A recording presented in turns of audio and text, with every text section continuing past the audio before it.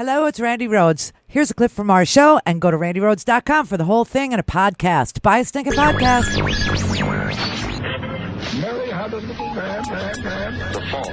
We believe that all men are created equal. To the magnificent mosaic that is America. From radio beacon to radio beacon. I have a dream today. Change has come to America. Believe me. Knock, knock. Who's there? It's a figment of your imagination. Randi Rhodes Show. Turn up your mind. About the availability of these Would the senator yield? jeopardizing the long-term investments necessary for the development of these biofuels.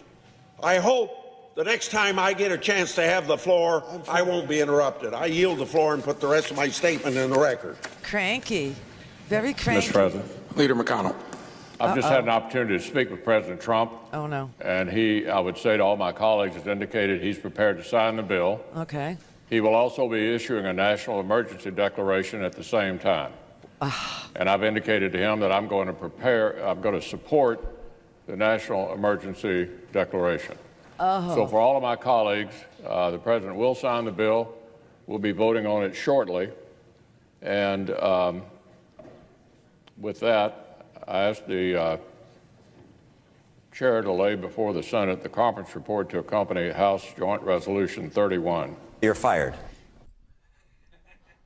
I asked the conference to have Mitch McConnell laid before the committee. Oh, that just happened. This is breaking. So you may or may not know that the Senate is currently voting on the bill that was agreed to in the conference committee between the House and the Senate, right? They have the identical bills, the Senate, the House. These are the bills that would give the president $1.4 billion and get him to, not declare, fund the government. So that, because DHS and other parts of the government will run out of money tomorrow at midnight. Okay, so that's why it's so important, and this is why I've been telling you all week long that something's going to happen, at least by Friday. So today is Thursday. Here we are, right on time. Never an egg timer around when you need one, but if I had one, I'd always be, right on time. So the Senate is voting right now on that bill. The House will vote on that bill tonight at 6:30. The only reason why the House is delaying the vote on the bill is because today is the funeral of the longest-serving House member, John Dingell of Michigan, of Dearborn, Michigan. And so they will vote tonight at 6:30. Now, what Mitch McConnell just interrupted cranky-ass Charles Grassley for is to tell his Senate compatriots, his fellow enablers, that Donald Trump is going to sign this bill. And he's going to do exactly what I told you I would do. Didn't I tell you? Didn't I tell you over and over again? If I were him, this is what I'd do. If I were a greedy little mofo, if I wanted to somehow feed the maggots, if I wanted to somehow placate, Al-Qaeda, the base, if I wanted to have something I could tweet to these maggots, I would sign the bill and take whatever money was appropriated for border security. And then I would turn around and I would declare a freaking national emergency and see where I could steal money from places that Congress didn't appropriate it for a wall. Okay? I would look to see, could I steal money from disaster relief? Could I steal money from flood projects? Could I steal money from military housing? And that is exactly what the president has communicated to Mitch McConnell that he's going to do. Now, this is going to trigger a chain of events. Here's the key thing you got to remember throughout all this, because it's going to go on for 2 freaking weeks now. 2 weeks. Checks and balances. Checks and balances. 3 co-equal branches of government. The executive branch, the President of the United States. The legislative branch, the Congress, the Senate. The judiciary, the court system, all of it. Here is what is going to happen if the president decides that he's going to not be his lazy-ass, executive time-loving, TV-watching, I need to go golfing self. And he decides that he's going to lose in 2020. He's going to get primaried for 2020 if he doesn't deliver to these maggots, if he doesn't deliver to the MAGA people, this wall, this ridiculous wall, and steals money from the the military. Yesterday, I swear to you, there was a hearing yesterday in the Senate about the state of military housing, that it's falling apart, that the ceilings are literally caving in on soldiers' families. The ceilings are falling down. The walls are full of black mold, okay? And so money was appropriated to fix this. What's her name? From Arizona, the one, Martha McSally, okay? The one that didn't win anything but was appointed, right, to take McCain's seat after Sinema won in the election. Martha McSally got the sloppy seconds after John McCain passed away. She got that second Senate seat. She was taking testimony yesterday about this. And, she was a commander. Martha McSally is a military person. And she was livid. And she said that the state of military housing in this country is disgusting, quote, I quote her, and that we need to be able to poke people in the chest. These are her words. I didn't pull it because I just didn't realize this was a place where the president was going to go get money. But she was saying you need to poke somebody who's in charge of this, a base commander or somebody at Joint Chiefs, and poke them in the chest and tell them this has to be fixed. Our soldiers, our sailors, our airmen, our Marines cannot live like this. It is disgusting. It is a disgrace. I remember base housing and I remember military housing, and they were both pretty vile. Because you don't make a whole lot of money, so what you can afford if you live in off base to get out of the military, barracks or the military housing, you got to use your own salary. People flee, they go, man, because it's so freaking bad. And we're talking about the 80s, okay? The freaking 80s. That's when I was there. Oh, geez. So now I know that the president's going to raid that fund that has been appropriated for military housing. You know how you always hear these news people, say things like there's money in the Department of Defense that's been appropriated for construction, but it hasn't been deployed yet. This is how they put it. You know what they're talking about? They're talking about the money for military housing. What did you think they were going to build bases all over this? No, that's what the money is from. He's looking to take money from California for their flood projects, and he's looking to take disaster money from Texas, oh my God, from Harvey, and from California, the Camp Fires, and the Panhandle in Florida, and reprogram it with his awesome, newly found appropriation powers that he's going to take unto himself to steal that money. So, okay, here's what's going to happen immediately upon signing the spending bill and declaring a national emergency if he does do this. Like I said, he's super freaking lazy. He doesn't like to work. This is the best, the best thing we got going for us.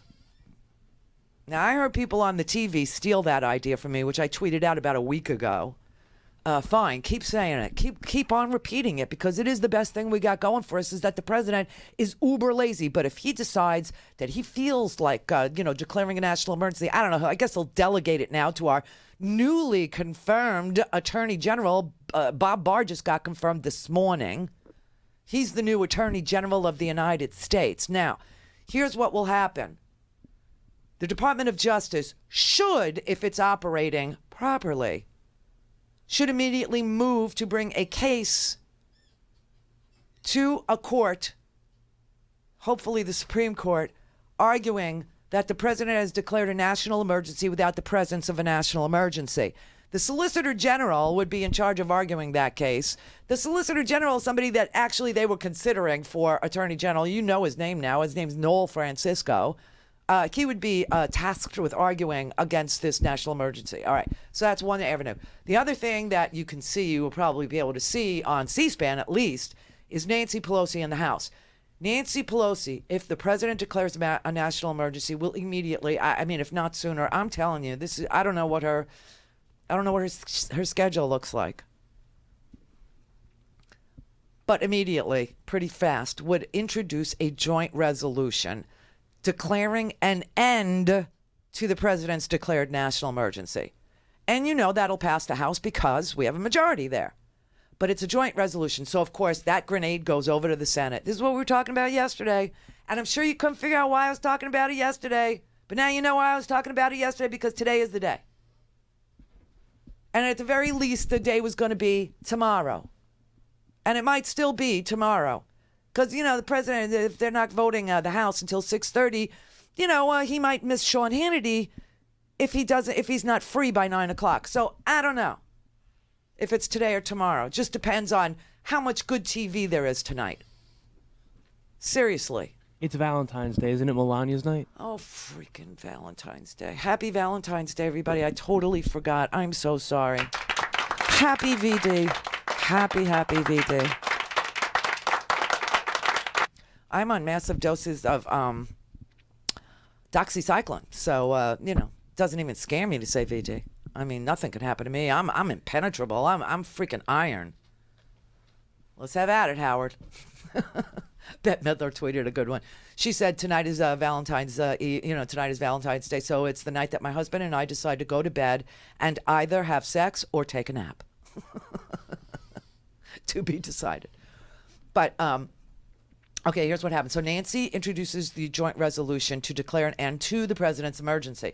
That goes over to the Senate, forcing the Senate. A clock will begin ticking. See, it won't happen immediately in the Senate. The clock starts ticking on the joint resolution. A joint resolution has to be voted on once it's passed out of one chamber, okay, one House or Senate. And so Mitch McConnell has absolutely no ability to deny it a vote. Just none. He has no say in it, which is why it's such a good weapon. Because, Mitch decides to vote on what he wants to vote on, and he decides not to vote on Merrick Garland. Right? You know that. So it starts a clock. 15 days. The Senate has to have a vote on that joint resolution. Now, of course, it'll happen in their, I'm guessing, their Judiciary Committee, and then it has to be voted out of their Judiciary Committee and onto the floor. The thing to watch is whether or not they try to, not have a vote on it. And the reason why is because that vote would clearly show which senators are absolute abject lunatics and see an emergency on the southern border that no one else sees, that no one else reports on, that there's no death, there's no murder, there's no nothing. Nothing is going on. This is not 9/11. This is not Katrina. This is not the Camp Fire. This is not anything. This is a very low number of people entering through the southern border for the United States. It's pretty typical, but it's pretty low as well. So there is no national emergency. But this will force those senators to go on the record saying that if Donald Trump says he sees something, that they see it too, or force them to vote against their own president. So that's kind of what the breaking news is. Mitch McConnell interrupted cranky-ass Charles Grassley to go out on the Senate floor and tell us this. So it's in his head that, oh no, a bill from the House is coming our way, and I'm supporting the national emergency. Go to RandiRhodes.com for the whole thing and a podcast. Buy a stinking podcast.